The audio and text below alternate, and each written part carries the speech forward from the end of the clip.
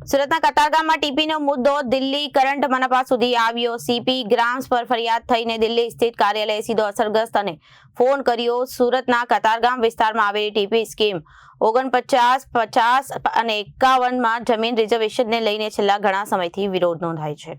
CP grams ફરિયાદ પર થઈને દિલ્હી સ્થિત કાર્યાલયે સીધો અસરગ્રસ્તને ફોન કર્યો અને સુરતના કતારગામ વિસ્તારમાં આવેલી ટીપી સ્કીમ નંબર 49, 50 અને 51માં જમીન રિઝર્વેશનને લઈને છેલ્લા ઘણા સમયથી વિરોધ દર્શાવવામાં આવી રહ્યો છે। સ્થાનિક મુદ્દો સીધો કેન્દ્ર સરકાર સુધી પહોંચતા ખળભળાટ મચી ગયો હતો। દિલ્હીથી ફોન કરનાર વ્યક્તિ સામે તેમની સમસ્યા અંગે ચર્ચા કરાઈ હતી।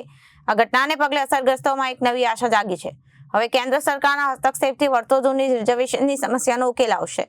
સામાન્ય રીતે સ્થાનિક સ્તરે ફાઇલો અટવાયેલી રહેતી હશે અને પરંતુ સીપી ગ્રામ્સ પર થયેલી ફરિયાદ બાદ સીધો દિલ્હીથી પ્રતિસાદ મળતા મનપા અને સરકારના વહીવટતંત્રમાં હરકતમાં આવ્યો છે। સૂચનાઓ આપશે। हमने प्रतिनिधि मंडल आयु मुख्यमंत्री श्री ने फोन કર્યો તો પ્રદેશ શહેર અધ્યક્ષ ને भी फोन કર્યો છે। 3-4 માં મુખ્યમંત્રીનો ટાઈમ મળે તમારામાંથી 10 વ્યક્તિ 100% હું પણ સાથે જઈશ અમારા જનપ્રતિનિધિ સાથે અને આ મુદ્દે આપણે સ્ટ્રોંગલી આપણે વાત કરશું ને આનું તાત્કાલિક નિરાકરણ આવે એવા દિલથી પ્રયાસ કરીશું।